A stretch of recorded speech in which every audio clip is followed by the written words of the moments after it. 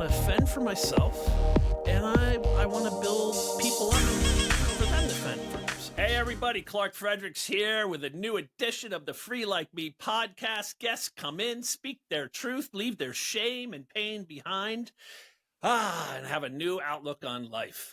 It works every time. So I'm honored to do this each week for my guests, and it helps me heal too. So it's for both of us. My book, Scarred, it is up on Amazon, Barnes & Noble, and everywhere else you buy books. Its release date is July 29th. Don't wait till then. Get your copy now. Go pre-order it. I don't want to have to come banging on your doors reminding you. So let's go. Get on there and get a copy now. If you want to be on the show, or if you're interested in my coaching program, reach out to me privately or through my website, freelike-me.com.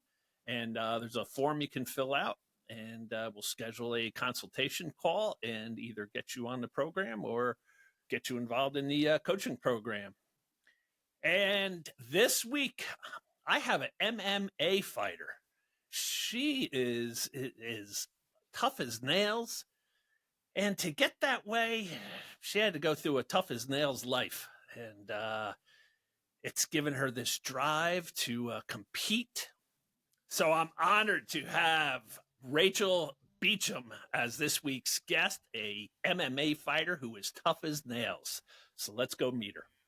Rachel, welcome to the show, my dear. Hi, Clark. Nice to be here. You found me on, I think, Instagram. I did. And, and then started following me, and I followed you back, and you sent me a message saying you wanted to come on the show. What was your reason? I always like to ask guests, because there's so many people that are trapped with their pain and shame. It's really the shame that keeps people trapped about what happened in their childhood and young adulthood. And so I always like to hear why somebody wants to speak out, just so that the next person who's still struggling with the shame can be like, all right, that's why they're doing it. I want to do it too. So like, why did you reach out to me and want to share all your trauma? So one of the biggest things for me is empowering women. I do that as a combat sport athlete. I try to empower women. And I want to empower women that have been sexually abused to be able to understand they didn't do anything wrong. Like every night I can't sleep. I fight a lot because I'm trying to avoid dealing with the demons that are in my head from the trauma. So I feel like putting it out there and helping, if I can help one other person understand that they didn't do anything wrong, then I've accomplished everything I want. You really take your healing to another level when you help another person. That's, like I've said all along, I can't sit home on my couch with a clicker in my hand and be like, I'm healed, and then not do anything to help the next person. So like I do this show, I do coaching, I answer all my messages, just because that's what keeps me healthy too. Like, so you'll find that, speaking out when you help somebody else, you in turn help yourself. So bravo. You got into MMA fighting as a way like to deal with the trauma of your past. And so take me into, what you've done with, you've been in MMA, you have Muay Thai coming up in first week of April, and you just had a jiu-jitsu fight first week in March. So just share a little what's going on with your MMA career. I started off doing Taekwondo tournaments back in 2019, and I realized that was not very satisfying. It's very point scoring. Then I started getting into Brazilian Jiu-Jitsu, did some IBJJF competitions. From there, I wanted to do Muay Thai. That didn't happen. I ended up getting into MMA. I've now had 4 MMA fights, and I've done 2 combat jiu-jitsu fights. That's open hand strikes with jiu-jitsu. And then I have my Muay Thai fight coming up. I also have 3 MMA fights scheduled for the rest of the year. So I stay very, very busy fighting. What's the difference, like the main difference from MMA to Muay Thai and Jiu Jitsu? What's the 3 difference? My first coach made this very simple. It's like having a full toolbox. MMA is every tool you have. You could throw punches, kicks, grappling, sometimes elbows, you've got knees. Muay Thai takes it down a level. You cannot grapple. So you have all your strikes, but no grappling. My upcoming Muay Thai fight allows elbows. You have sweeps. You can sweep them, but once they get swept, you have to stand back up. You can't go to the ground and strike them. Combat jiu-jitsu is grappling with open hand strikes once one person hits the ground. Regular Brazilian jiu-jitsu is just you're trying to manipulate joints, break arms, break limbs, or dislocate them. You can also choke out your partner, or they can tap before that happens. And I've done a boxing smoker. Boxing obviously is just punches, head movement, footwork. But that's pretty much all the different combat sports. So for you and your training, you're training not only boxing, you're training jujitsu with chokeholds and arm bars and leg locks, and you're training Muay Thai with what that is. So you've got a lot of training going on. And wrestling. I do a lot of wrestling. I'm really more of a wrestler than a jiu-jitsu player. How many hours a day are you training, and how often? Is it every single day, or do you have to take a day off? I train every single day. I don't recommend that. That is, again, a trauma-based response. Everybody needs at least a rest day, but I do train 6 to 8 hours, 7 days a week. Are you doing cardio also? Yes, I run. I do sprints. Weights? Lots of weightlifting. Yeah. So it's a full-time gig to do this. Yeah, I don't take any breaks. And you say you do this as a response to your trauma. Can you share more of that? Like, is it that you're trying to just physically exhaust yourself each day so that your mind is concentrated on the work you're putting in instead of concentrated on all the trauma you've been through? It's definitely just a way of, keeping my mind off of flashbacks, keeping my mind away from wanting to use drugs to avoid everything. Just it keeps me so exhausted that I don't think about what's going on. I can sometimes manage to sleep because I'm so exhausted. Your response to your trauma is to get yourself so completely and utterly exhausted each day that you're so tired that your mind can't even, torment you as you go to sleep. Yeah. Well, are you ready to get into some of the trauma of your past and why you're doing this exhaustion to yourself each day? I had a former cop on, a former Marine. He's a former professor, and he's like involved, like all the different businesses and all the different things he's involved in and has been involved in. It was like exhausting. And I was like, do you ever think you're running from your pain of your past? Like you're involved literally in just a million different things. And he's like, I guess that's exactly what I'm doing, So you're doing it. His involves a lot of physicality work also, but it's just like all the multiple businesses and just being on the go. And yours is more just of the physical nature, but it's I had a guy when I was working on the as an advocate for overturning the New Jersey statute of limitations law. I worked with this guy, Fred Merigliano, a fellow advocate who had been abused. And he said, Clark, I never got into the drug abuse or the heavy drinking. He goes, but my addiction was work. He's like, I was a workaholic. 70, 80, even up to 100 hours a week. He goes, I just worked. So that's what we do. You're doing the same thing as Fred, the same thing as Dr. Tom Shea, just in a different, it's just like keep yourself so busy to keep your mind occupied. Oh, yeah. So you started off in life with an abusive father and a narcissistic mother, I guess we'll say. Your story I've heard from several other people on the show just how horrible their mothers were, especially when they found out about abuse. But let's go back to when your abuse started, and I have written down in my notes, like from age 7 to 12. Is that when the abuse from your father started? As far as my memory is, I don't think that's probably when it started. It's probably earlier. But that's my first memories, was 7. Can you take us into that? Was it physical? Was it mental? Was it sexual? What type of abuse are we talking? From my father was sexual, mental, physical. My mother obviously was more mental and physical. And how did it start with your father? Like, how did the sexual abuse start? And what type of abuse, if you can go into that?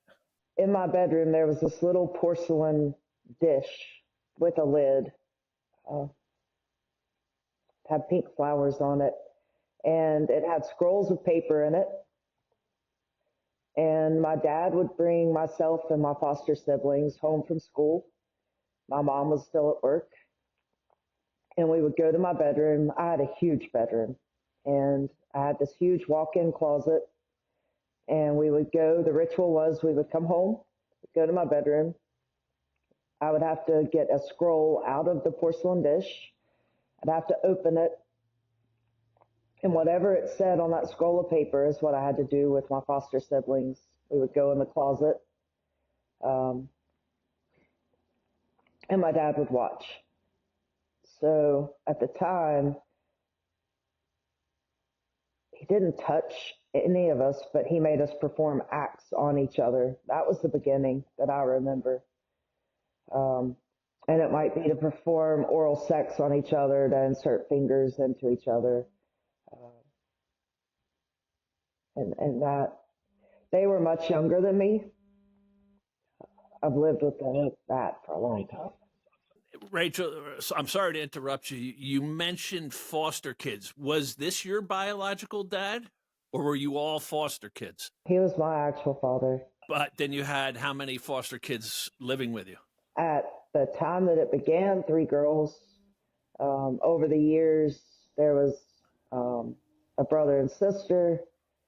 We kept 2 boys for a little while. There were just some in and out.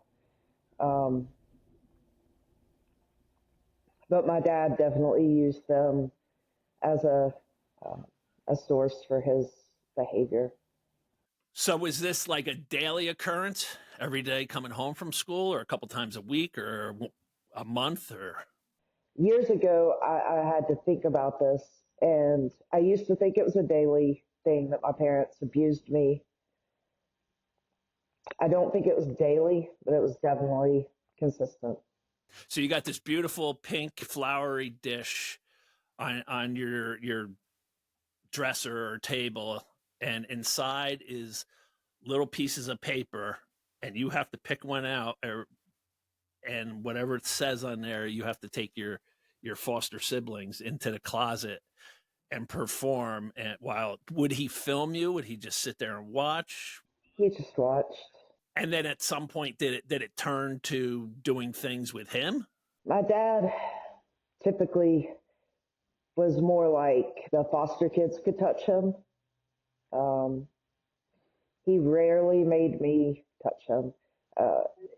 He never went past me, like having to touch his penis or occasionally give him a blowjob, but he never like penetrated me vaginally or anally. But he definitely touched the foster kids a lot. more than he did me. Wow. Your mom, did she know about any of this with the foster? What your father was making, or she was at work, you said? Which did she ever find out? Did the foster kids or you ever tell her? My mom says she doesn't know. Um, but one of the boys went to school and, well, I mean, he told his cousin, I guess he had visitation with his family. I was really young, but I think I was in third grade when this set was at our house. It was a boy and girl. And he told his cousin, his family, and I was in school with her. She ended up beating me up on field day for what I did with him in the closet, and she told everybody at school. Um, that's how my fighting started. But I I don't know how social services wouldn't have known because he told, and the kids at school knew. I have to believe people knew. Uh, but my mom says there was never a report that social services never brought it to her attention, so she doesn't believe that this ever happened. But that is how everything began with my fighting and a lot of delinquency in my youth. Um, I don't understand how nobody knew. And you also mentioned that your dad had like pimped you out to neighbors and coworkers. Take me into that. When I was 7, one of my neighbors um, had me come to his house, and he took me to the basement. The first time I remember I was taken to his basement, and he tied me up in ropes, and it was him and one of his friends, and they said they wanted to show me a magic trick, and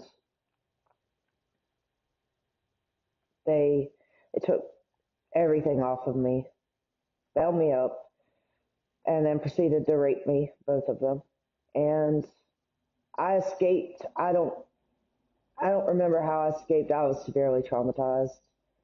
And I hopped all the way home, still bound in ropes. And I remember my mother was in the family room, and I said, Mom, help me, get me out of these ropes, help. And I was crying. And she was so angry. She finally, she slapped me. She literally slapped me across the face and called me a whore. At 7, I did not know what that word was, but it burned into me, like I took ownership of that word. I didn't know what it meant, but I knew I was whatever that word was. Um, and she finally unbound me. Um, that's probably the worst trauma of my entire life, was feeling like I had no safety, nobody to save me, nobody to believe me. It was like the most devastating blow of my life was that. Um, and then my dad's coworker, we always went over to his house, and he had me call him Grandpa Jones. Anyhow, I was walking one day, I was in trouble at home. I'm walking down the road, and he asked me to come in the house, and I go in there, and he ends up raping me. His wife comes home. Well, during the rape, he was telling me his kids don't see him. He's never met his grandkids. And the whole time I'm thinking, well, of course, you're a rapist, you're a pedophile. They they wouldn't want to be home. But his wife comes home from grocery shopping, and he lets me go. And as I'm running outside, I see her face. She's horrified. Uh, Again, I go home. I tell my parents. They tell me there's no evidence, no proof, no point in calling the police. My mom and my dad. Um, my dad tells me he'll deal with it. There was another neighbor, female, that used to get me, and she would do role playing with me. So we would role play. She was my drunk boyfriend. She would um, strip me down. She would beat me lots of BDSM, and there were just repeated incidents like that. And as I got older, I realized it was my father, because the only connection with all of these people was my father. And that was a hard realization to come to, that these weren't just random attacks. Because I used to question, like, what is wrong with me? Why am I getting raped and physically assaulted this often by random people throughout my neighborhood, by my dad's coworkers? And then it clicked. It wasn't random. So you think he was telling them, like, hey, take my daughter and do what you want with her? I'm pretty certain. I mean, there's no other way that it makes sense. I don't think you live in one neighborhood and multiple attackers just happen. It doesn't add up. That they would understand that they could do the things they did with me. And that there'd be no repercussions from your parents. Yeah, I mean, like, the guy that bound me in the ropes, he used to tell me he was going to kill my dogs. Grandpa Jones used to tell me he was going to kill my dogs. They used the same things to silence me. Like, if you go to the police, I'll kill your dogs. Right. So there was a system to keep me in control. The very first guest I had to start the podcast was Michelle, and her and her mother had been out shopping. She was 6 at the time, and they come home, and the stepdad has her 3-year-old sister giving him oral, and they walk in on it, and the mother grabs Michelle by the hand and pulls her out of the bedroom and shuts the door. And Michelle's like, "Mommy, we have to help Sissy. We have to help." And the mother slaps her and says, "Keep your mouth shut." And that's sort of like you come hobbling home naked, bound in rope still, and your mother doesn't like scream bloody murder. Who did this? Let's call the cops. Let me grab a gun. Let me get a frying pan, a knife. She just slaps you and calls you a little whore. And there's been so many mothers like that who just turn a blind eye to it. Heidi's mom, the boyfriend's mother's boyfriend is molesting Heidi, and Heidi's mom's like, when Heidi went to her, she's like, "Suck it up, Buttercup. We got to keep a roof over our head." It's insanity. Like, how does a mother get like that? And then who are you supposed to trust? Your father's making you do all these things with your foster siblings. Your mother sees you naked, tied up, and abused, and does nothing to help you. So now you just feel like you're alone in the world, right? Yeah. and your boundaries have been stripped away from you. I mean, I assume this wasn't like one-time occurrences with all these neighbors. It was over and over and over with these 3 different neighbors. It was just, the female was constant. And the male up the road was constant. Grandpa Jones wasn't as much. I ended up getting in a lot of trouble, and I got sent away to boarding school. So that ended pretty quickly, luckily, because I got shipped away. But the other 2 neighbors were more consistent. I was very consistent. And what age did the taking the scroll out of your little dish go on till? It started at 7. How long did that go for? Well, until I got sent away, so around 12. I got sent away at 13, right after I turned 13. So it stopped right before that. So for a good 5 years. What got you sent away? After that first day of getting jumped and fighting, it was like a fire ignited in me. I was like, I can do this. I can fight, and this is the most fun thing in the world. I don't know why it was so much fun, but I started trash talking everybody. I still do it to this day. Like, I will figure out what you don't like, and I will pick until you will fight me. And that was my big thing as a kid. Like, I would torment everybody, and we would fight. So I fought like nonstop growing up. And Unfortunately, it got out of control. I was getting so violent that um, I wrote a death threat letter to a pregnant girl, and she was, I think, in ninth grade, and I told her I was going to kill her and her unborn baby. Um, and I ended up getting expelled from public school, which is hard to do, but they expelled me because it was just too much. Um, and these kids all skipped school to beat me up. So there was at least a dozen of them. It made the King Times back in 1992. They published my name as a minor, but they all skipped school. They told me to come outside. They called me, and I came outside to this huge group of kids, and they grabbed me, carried me up the road to a girl's house. They tied me to a plastic chair, and they took turns beating me. And in between the beatings, they held a gun to my head, and they were like, "We're either going to blow your brains out or we're going to drown you in this pool." And I'm terrified of water, so I kept looking at the pool water and hoping they were going to shoot me. And they beat me unrecognizable. It was really bad. Was this all girls, or was it boys and girls? It was mainly girls. There was one guy there that was the father of the unborn baby. Um, he was there.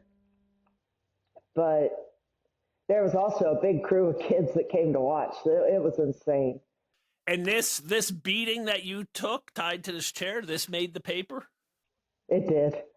And the King Times, uh, it was probably like, it was between March and May of 1992. I actually want to go to the Stokes County Library and pull it up because my mom had a fit because they published my name and my street address, and I was only 12, and she was livid.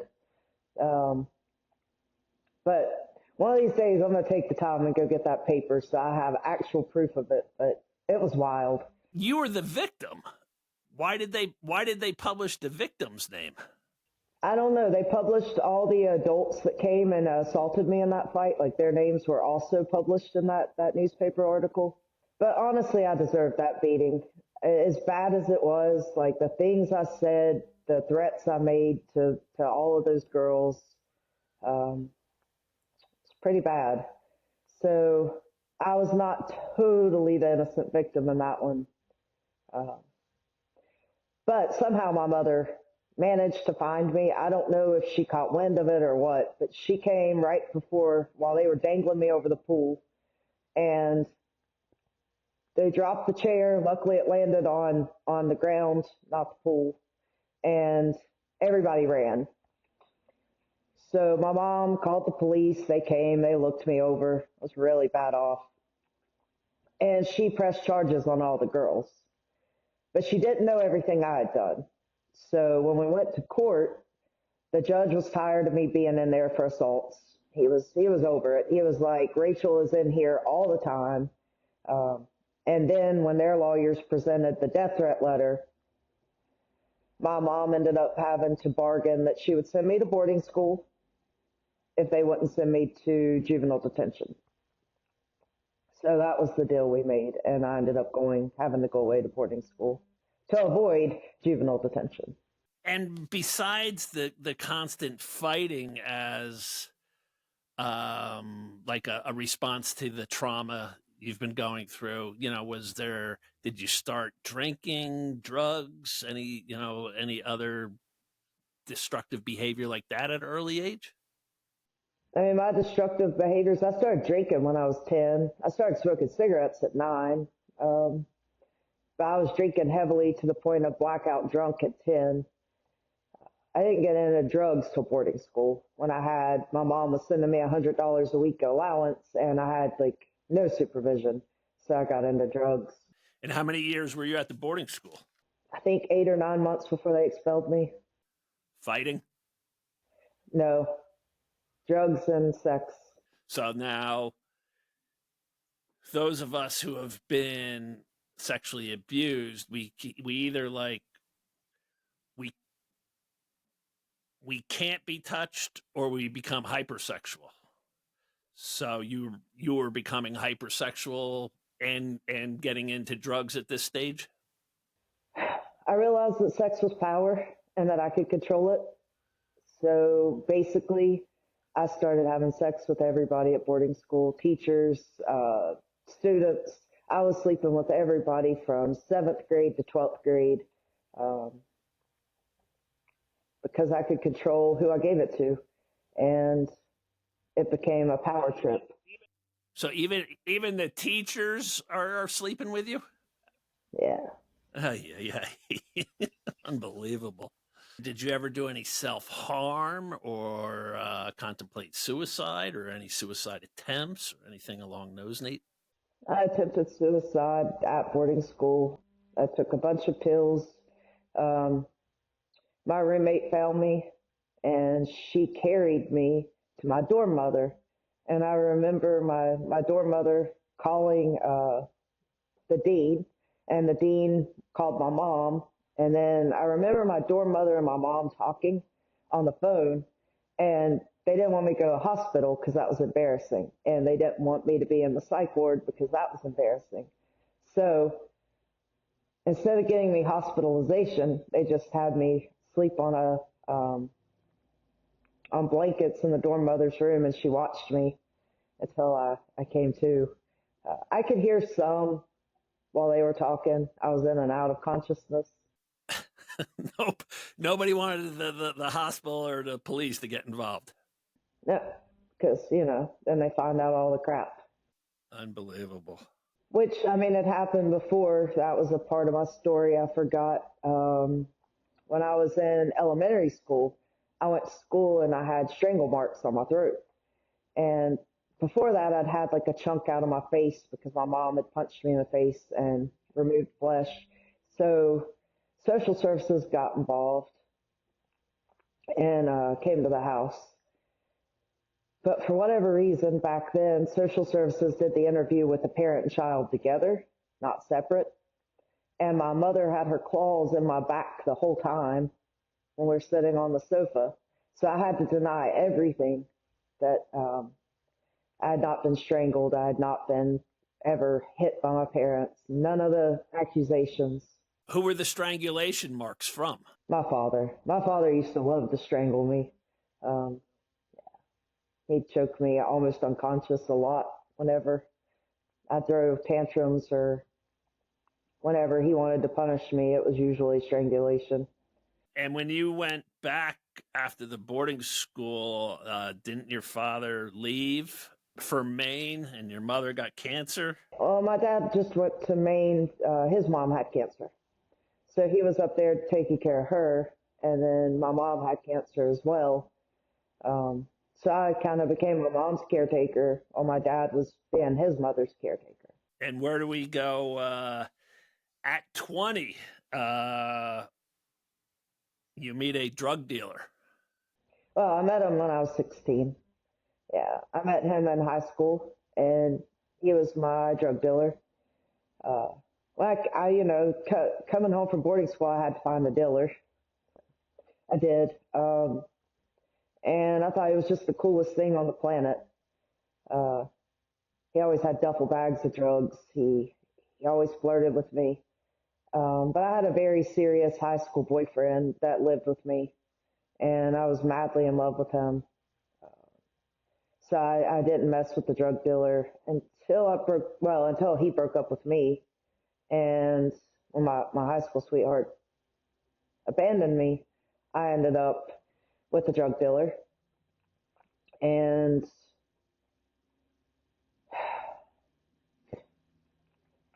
I wanted to try ecstasy. And so he got ecstasy for me. It wasn't something he typically had, but he specially got it for me.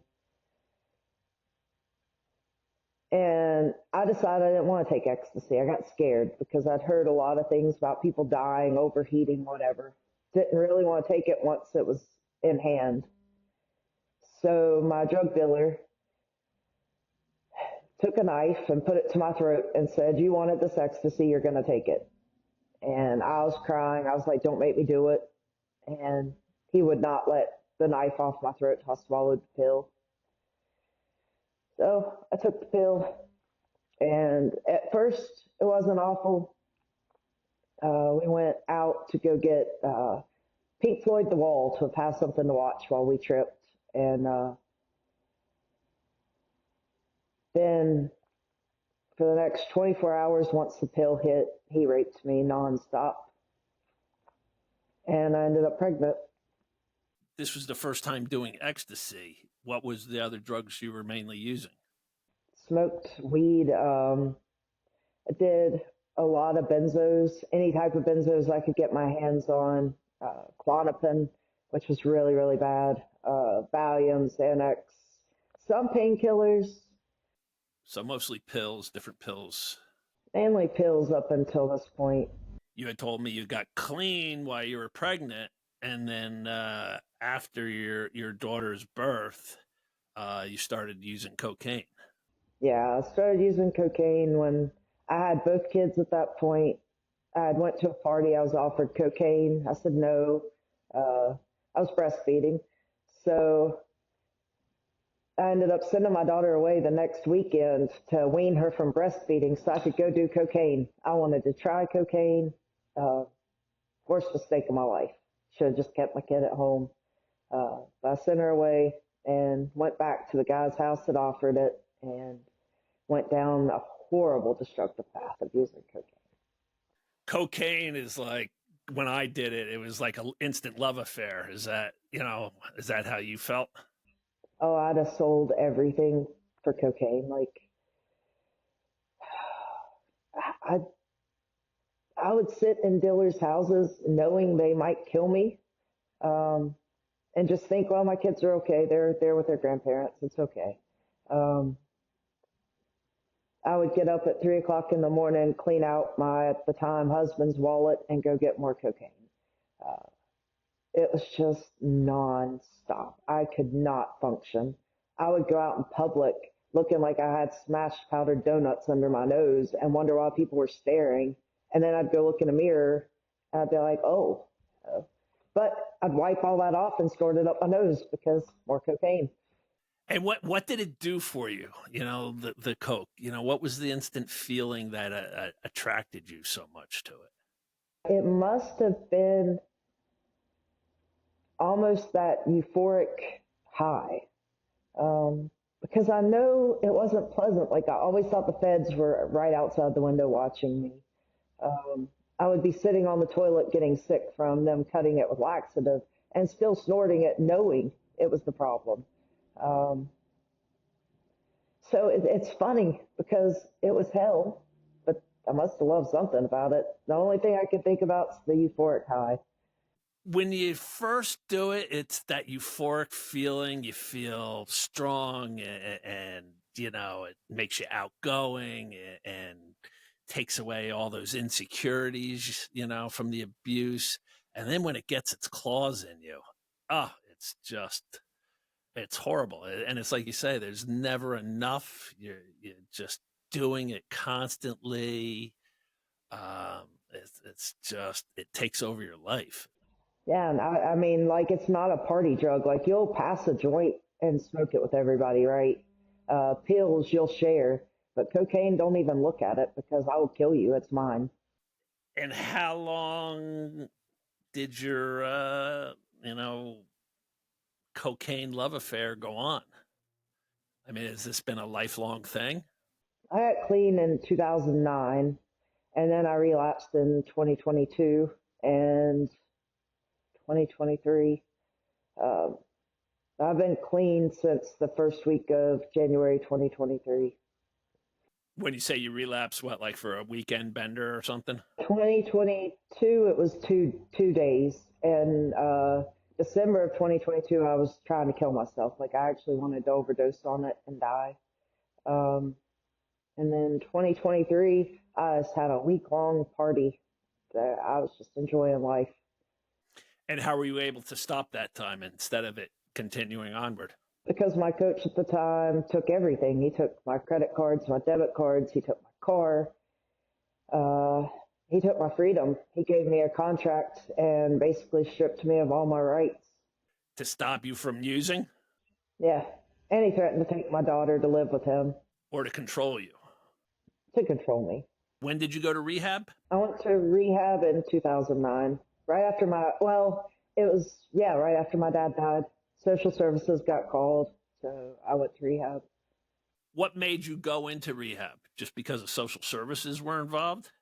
I actually went a little bit before that, so um, I had a therapist that I was seeing, and she and I kind of built a relationship, a very inappropriate relationship, and she decided to take me to rehab. She wanted me to get better. And I went to rehab, but I wasn't getting clean. And I saw a psychiatrist. My dad was dying. It was a very, very violent death. He had lung cancer that went to his brain. And I wasn't coping well with watching this man die.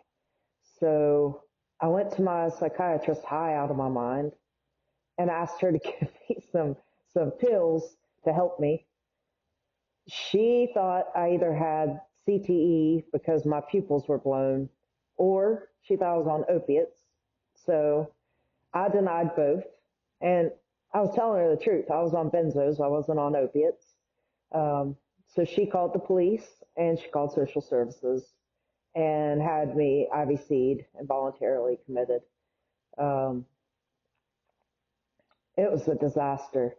So luckily, social services was lenient because I was already in rehab, and they just made me finish rehab. That was pretty much the reality of what I had to do to keep my kids. And once my dad passed, it was easy. I gave up drugs. It was like this huge burden was released. And the lead therapist at my rehab, uh, her name was Samantha DeBacco, and she is amazing. She looked at me and she said, Rachel, you are too smart to be here.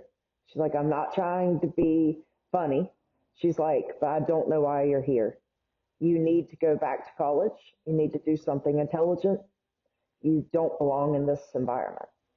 So I did. I went back to college. I got my bachelor's in psychology and most of my master's. I'm like 3 credits short um, because my son ended up having a brain tumor. I had to drop.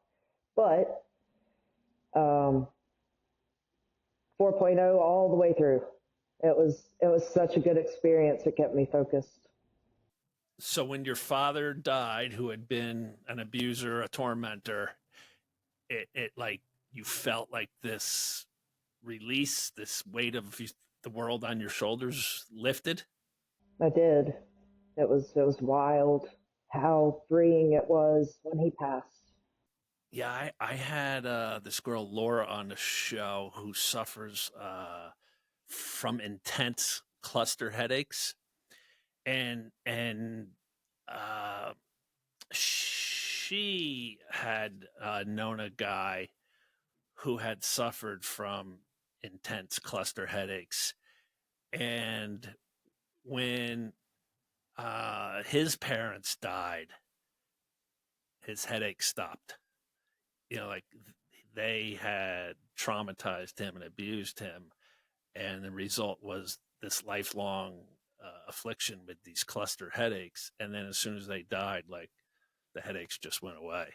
And it's very, you know, it reminds me of what you just described, you know, with your father's passing. How about your mother? Is she still alive? She is. I'm actually very nervous about her hearing this podcast, but it is going to be what it's going to be. Do you have a relationship with her? A very strained one. Strained. This is your story, though. You know, she wants to come on and tell her story. She can tell her story of what would create her to, you know, react to a little child that way. You know, coming home bound in ropes. You know,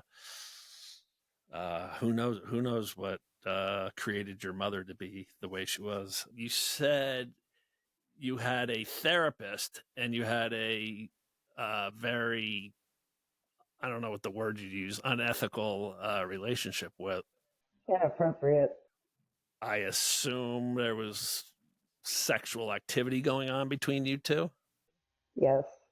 How did that move? How did she make that move? Or, I mean, even if it was your move, she's the therapist. She's supposed to say no. How did that come about? So in therapy, when I was processing all of my childhood sexual abuse, right? And I'm very into a certain lifestyle, BDSM, and we were discussing a lot of the activities I participate in. Um, and she got very turned on during our sessions on it. And it just became a thing where it started out with, I wish we could be friends. I wish we could go to the bar and hang out. I think you're kind of cool. Um, and then from there, it just progressed until we were making out and then going too far. Making out and going too far during your therapy sessions or outside of the sessions? Both. Yeah, I mean, you hear that a lot with therapists crossing that line. And I think it would probably be more common for it to be a male therapist, but right. So it's not just the childhood, sexual abuse. Then it's the boarding school, and then it's therapists, and then it's just your coach, controlling and dominating you. And at what point, did you like, or are you still in the process of breaking free from all of that trauma? I mean, I'm definitely still in the process, and I have finally realized I tend to seek out relationships that feel comfortable to me, which is controlling, abusive. And I have a group of females that I talk to currently, and they help me process this. And I've told them I'm finally at a point where I refuse to be in relationships where I'm controlled and dominated. Um, I deserve better. So that's something I'm working on, understanding that I'm going to seek those out. So I have to be the person that notices what I'm doing and then making sure I'm not walking into situations where I'm being abused and controlled, because that's comfortable to me. I don't like freedom. Is very uncomfortable for me because then I have to make my own decisions. I'm not being told what to do. But now I'm aware of that and I'm working through it. Yeah, I mean, I stated over and over, in podcast after podcast, we repeat what we're familiar with, and so, um, and it doesn't surprise me to hear you say you're into BDSM when you were tied up as a 7-year-old and raped, so you equate sex with being tied up, and so it's not shocking to me. It may be shocking to members of the audience, but it makes complete sense to me, because we just repeat later on in life what we knew as children during our formative years, and we carry that with us, and we just repeat when all you knew was chaos and torment and rage and ropes and sex as a child. Then that's what you're going to repeat as an adult, and that's what's happened. But now you have mindfulness to be aware of that, it sounds like to me. I do. Yeah. So what are you doing besides the constant training? I heard you mention you have this group of women. How often do you meet with them? Is it a once a month thing, once a week, or do you talk, or somebody you can... Just a social media chat group that I started. It's kind of funny because they've just been so supportive. I really didn't know them that well, but I've become really close friends with them. And basically, 24 hours a day, If I'm having a meltdown or a moment, or I need somebody to help me process whether something's okay, acceptable, I can just go on there, and one of them is usually available, and they can talk to me and help me go, no, Rachel, that's not normal. No, that's not okay. Or they'll just help me like talk through it. Like, why do you think this is a good idea? But then they support me no matter what. Like, even if they think I'm making the wrong decision, they'll be like, we're still in your corner. Are these all women that have been traumatized themselves, or is it therapists, or I who's in think this they've group? probably been through some trauma, but I won't speak for them. They're all combat athletes. Are you still doing any therapy now? I am. You went back to it, even with your past issues with therapists and psychiatrists? What I do now, I was doing it online. That way I could protect myself from potentially sleeping with my therapist. That sounds awful. Um, so now what I do is I am seeing a therapist, but I feel pretty confident that would never happen between us. You're seeing a therapist in person or online? I am finally seeing a therapist in person. So it's been a tough road. Uh, are there, like how do you want to sum this all up? This journey you've been on.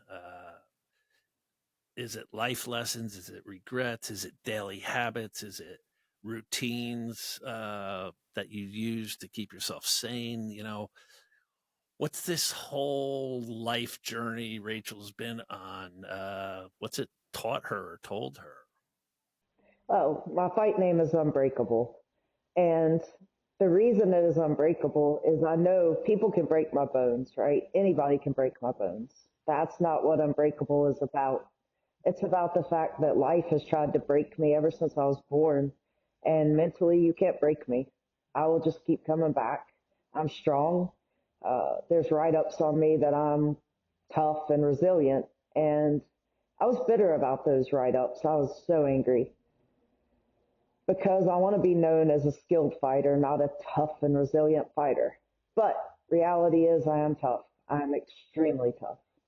And all of this trauma has just built me up into somebody that's unbreakable, somebody that can stand up for any other female, anybody really. It doesn't just have to be females. If I see you and you're being bullied or victimized, I'm there for you. I will do whatever it takes to help you. I mean, you have to be willing to help yourself, um, especially with addiction. Um, but I feel like I was forged into who I am today. And as much as I don't think I deserved anything I've survived, it's made me who I am. And I'm very proud of this person. So I think everybody that has survived trauma can find the beauty in it and can become something, something big. You don't have to get defeated and beat down and broken by it.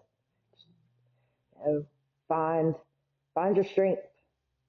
Are you enjoying life now? I'm still definitely battling every day to stay clean, to not live in eternal flashbacks. Um, but as much as I can enjoy life, yes, I love fighting. I'm happy.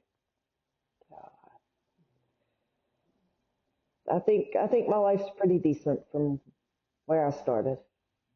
You find joy in the grinding and the work. I do. It would be a shame to be doing all this hard work and not find any joy in it. If you're miserable with training and miserable with fighting, then it's just like, why are we doing it then? Right.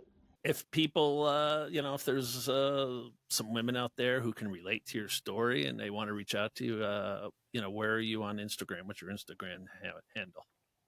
It's Rachel _ Unbreakable _ Beauchamp. And I mentioned earlier on that you had a fight coming up first week of April. If people wanted to, is there a way to tune into that or to watch it or? Obviously, if you're in Columbia, South Carolina, you can come to Conflict MMA. If you buy tickets use my name, Rachel, I get some commission off of those sales. If not, I think you could do the same with pay-per-view, but it'll be under Conflict MMA. Uh, that's April 5th, Columbia, South Carolina. April 5th, Columbia, South Carolina. So if people are in that area and they want to go see you. How many other fights? I'm sure there's a bunch of others, male and female fights. There's a lot of MMA, Muay Thai. I think there's some kid fights that will be really good. Actually, there's a little girl named Willow Lyles on there, really amazing fighter. Definitely a solid fight card. All of Conflict's fight cards are always well done. Best of luck to you. I'll be I follow your Instagram, so I'll be looking forward to see the results after April 5th. And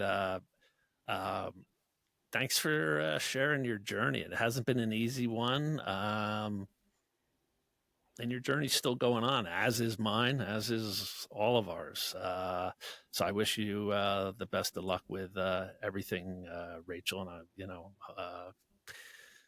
And let's have a happy, healthy life ahead of us. Agreed. Absolutely. Thanks for being here, hon. Thank you. All right, everybody. There you have it. Another episode of the Free Like Me podcast. Rachel came on, spoke her truth. It's been a tough ride. She's still fighting, and she's trying to come out on top, as we all are. See you next week. Peace.